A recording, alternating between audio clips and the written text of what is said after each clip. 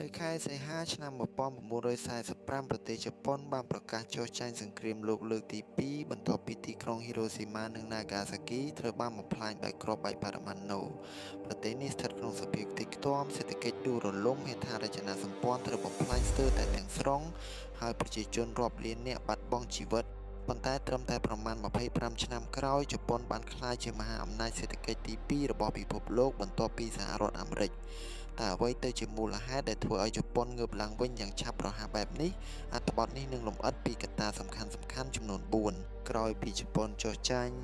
សហរដ្ឋអាមេរិកបានដឹកនាំការកសាងប្រទេសជប៉ុនឡើងវិញក្រោមការគ្រប់គ្រងរបស់ឧត្តមសេនីយ៍ដែលគេស្គាល់ថាជាអគ្គមេបញ្ជាការកំពូលនៃកងកម្លាំងសម្ព័ន្ធមិត្ត ESCAP កំណែតម្រង់ធំៗជាច្រើនត្រូវបានអនុវត្តដែលផ្លាស់ប្ដូររចនាសម្ព័ន្ធនយោបាយសេដ្ឋកិច្ចនិងសង្គមជប៉ុនទាំងមូលរដ្ឋធម្មនុញ្ញថ្មីរបស់ជប៉ុនដែលបានប្រកាសឲ្យប្រើនៅថ្ងៃទី3ខែឧសភាឆ្នាំ1947មានចំណុចពិសេសបំផុតគឺមាត្រា9ដែលហាមឃាត់ជប៉ុនមិនឲ្យធ្វើសង្គ្រាមវាយលុកនិងមិនឲ្យរក្សាកងទ័ពវាយលុកជាអចិន្ត្រៃយ៍ការបោះបង់សិទ្ធិធ្វើសង្គ្រាមនេះបានជួយឲ្យជប៉ុនកាត់បន្ថយចំណាយយោធាយ៉ាងច្រើនហើយអាចបង្វែរធនធានទាំងនោះទៅលើការអភិវឌ្ឍសេដ្ឋកិច្ចអប់រំនិងហេដ្ឋារចនាសម្ព័ន្ធរដ្ឋាភិបាលកាន់កាប់បានធ្វើកំណែទម្រង់ដីធ្លីដោយបង្ខំឲ្យម្ចាស់ដីធំលក់ដីឲ្យកសិករដែលធ្វើស្រែផ្ទាល់នេះបង្កើនផលិតភាពកសិកម្មនិងបង្កើតវណ្ណៈកណ្ដាលនៅជនបទទន្ទឹមនេះក្រុមហ៊ុនយក្សដែលគ្រប់គ្រងសេដ្ឋកិច្ចមុនសង្គ្រាមសៃបាត់ស៊ូ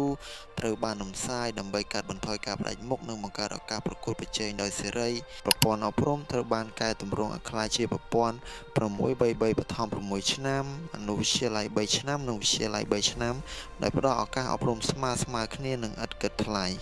ការអប់រំប្រកបដោយគុណភាពបានក្លាយជាមូលដ្ឋានគ្រឹះសម្រាប់កម្លាំងពលកម្មជំនាញនិងវិន័យទោះបីជាកំណែតម្រង់ផ្ទៃក្នុងសំខាន់ក៏ដោយកត្តាខាងក្រៅក៏ដើរតួនាទីយ៉ាងសំខាន់ក្នុងការស្ដារសេដ្ឋកិច្ចជប៉ុនដែរ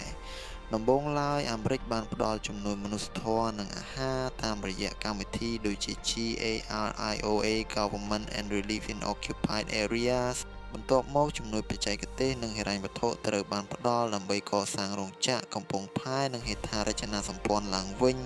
កត្តាដែលជំរុញខ្លាំងបំផុតគឺសង្គ្រាមកូរ៉េនៅពេលកូរ៉េខាងជើងវាយលុកកូរ៉េខាងត្បូងអាមេរិកនិងសម្ព័ន្ធមិត្តបានបញ្ជូនកងទ័ពចូលអន្តរាគមន៍ជប៉ុនដែលនៅជិតសមរភូមិបំផុតបានក្លាយជាមូលដ្ឋានផ្គត់ផ្គង់និងផលិតទំនិញយោធាគ្រឿងឧបភោគបរិភោគនិងសេវាកម្មជួសជុលសម្រាប់កងទ័ពអាមេរិកការបញ្ជាទិញទំនិញយ៉ាងច្រើនពីអាមេរិកបានធ្វើឲ្យរោងចក្រជប៉ុនដំណើរការពេញសមត្ថភាពបង្កើតការងាររាប់សែននាក់និងនាំចូលប្រាក់ដុល្លារយ៉ាងច្រើនឧស្សាហកម្មធុនធ្ងន់ដូចជាដែកគ្រឿងចក្រនិងគីមីត្រូវបានស្ដារឡើងវិញលឿនជាងមុន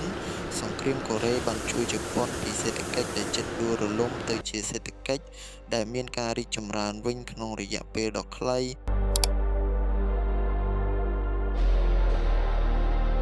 ក្រោយពីសង្គ្រាមរដ្ឋាភិបាលជប៉ុនបានដើរតួនាទីសកម្មក្នុងការដឹកនាំសេដ្ឋកិច្ចដោយមានស្ថាប័នសំខាន់មួយគឺក្រសួងពាណិជ្ជកម្មនិងឧស្សាហកម្មអន្តរជាតិ MITI បានដើរតួជាអ្នករៀបចំផែនការឧស្សាហកម្មជ្រើសរើសវិស័យអាទិភាពនិងផ្ដល់ការគាំទ្រដល់ក្រុមហ៊ុនក្នុងស្រុកវាបានជំរុញឲ្យក្រុមហ៊ុនជប៉ុនទិញបច្ចេកវិទ្យាពីបរទេសរួចកែលម្អនិងអភិវឌ្ឍជាបច្ចេកវិទ្យាផ្ទាល់ខ្លួនជប៉ុនបានផ្ដោតលើការផលិតរថយន្តគ្រឿងអេឡិចត្រូនិកនាវានិងម៉ាស៊ីនទន់ធ្ងន់ក្រុមហ៊ុនដូចជា Toyota បានបង្កើតប្រព័ន្ធផលិតកម្មដ៏ល្បីល្បាញគឺ Toyota Production System ដែលសង្កត់ធ្ងន់លើគុណភាពការកាត់បន្ថយកាកសំណល់និងការកែលម្អជាបន្តបន្ទាប់ Kaizen ក្រុមហ៊ុន Sony ដែលបង្កើតឡើងក្នុងឆ្នាំ1946បានក្លាយជានិមិត្តរូបនៃការច្នៃប្រឌិតអេឡិចត្រូនិកដោយផលិតវិទ្យុ Transistor ដំបូងគេនិងឧបករណ៍អេឡិចត្រូនិកជាច្រើនទៀតជប៉ុនបានប្រើពន្ធនាំចូលកូតានិងវិធានការផ្សេងៗដើម្បីការពារឧស្សាហកម្មក្មេងៗពីការប្រកួតប្រជែងពីបរទេសរហូតដល់ពួកគេរឹងមាំគ្រប់គ្រាន់អាចនាំចេញបានរដ្ឋាភិបាលក៏បានជួយផ្ដល់ឥណទាននិងការឧបត្ថម្ភធនដល់វិស័យអាទិភាពផងដែរជប៉ុនបានវិនិយោគយ៉ាងខ្លាំងលើផ្លូវថ្នល់កំពង់ផែនិងជាពិសេសគឺប្រព័ន្ធរថភ្លើងល្បឿនលឿន Shinkansen ដែលបានដាក់ឲ្យដំណើរការនៅឆ្នាំ1964ក្នុងព្រឹត្តិការណ៍កីឡាអូឡ িম্প ពិកតូក្យូហេដ្ឋារចនាសម្ព័ន្ធទំនើបនេះបានជួយសម្រួលដល់ការដឹកជញ្ជូនការផលិតនិងការធ្វើពាណិជ្ជកម្ម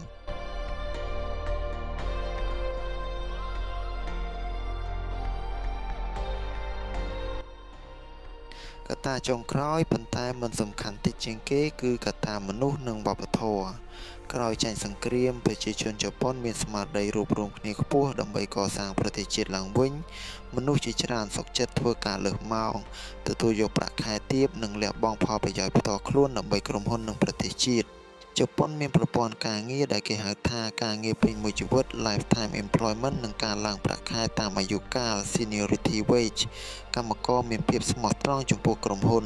ហើយក្រុមហ៊ុនក៏ថែរក្សាបុគ្គលិកដោយសមាជិកគ្រួសារប្រព័ន្ធនេះជំរុញឲ្យមានផលិតភាពគុណភាពនិងនវានុវត្តន៍ប្រព័ន្ធអប់រំជប៉ុនផ្ដោតលើគណិតវិទ្យាវិទ្យាសាស្ត្រនិងវិស្វកម្មសិស្សត្រូវបានបណ្ដុះបណ្ដាលឲ្យមានវិន័យការទទួលខុសត្រូវនិងជំនាញធ្វើការងារជាក្រុម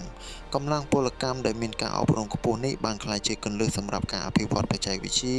និងការផលិតទំនិញគុណភាពខ្ពស់ប្រជាជនជប៉ុនមានទម្លាប់សន្សំប្រាក់ខ្ពស់ជាងប្រទេសអភិវឌ្ឍន៍ជាច្រើនប្រាក់សន្សំទាំងនេះត្រូវបានបញ្ចូលទៅក្នុងធនាគារហើយធនាគារបានផ្ដល់កម្ចីដល់ក្រុមហ៊ុនដើម្បីវិនិយោគលើរោងចក្របច្ចេកវិទ្យានិងការពង្រីកផលិតកម្មវដ្តនៃការសន្សំវិនិយោគនេះបានជំរុញកំណើនសេដ្ឋកិច្ចយ៉ាងខ្លាំង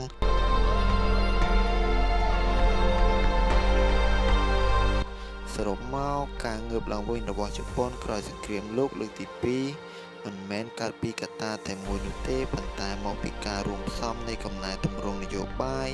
ជំនួយខាងក្រៅគោលនយោបាយសេដ្ឋកិច្ចឆ្លាតវៃនិងវប្បធម៌ការងាររឹងមាំជប៉ុនបង្ហាញថាទោះបីប្រទេសមួយធ្លាក់ខ្លួនក្នុងវិបត្តិធ្ងន់ធ្ងរយ៉ាងណាក៏អាចងើបឡើងវិញបានប្រសិនបើមានវិន័យចក្ខុវិស័យនិងការរួបរวมគ្នាប្រសិនបើអ្នកចូលចិត្តអត្ថបទឬវីដេអូនេះសូមកុំភ្លេចចុច Subscribe និងបើកកណ្ដឹងជូនដំណឹងដើម្បីទទួលបានមាតិកាថ្មីៗអំពីប្រវត្តិសាស្ត្រសេដ្ឋកិច្ចនិងចំណេះដឹងទូទៅសូមចែករំលែកវីដេអូនេះទៅកាន់មិត្តភ័ក្តិដែលចាប់អារម្មណ៍ហើយបញ្ចេញមតិខាងក្រោមតើកត្តាមួយណាដែលអ្នកគិតថាសំខាន់ជាងគេក្នុងការស្ដារប្រទេសជប៉ុនឡើងវិញ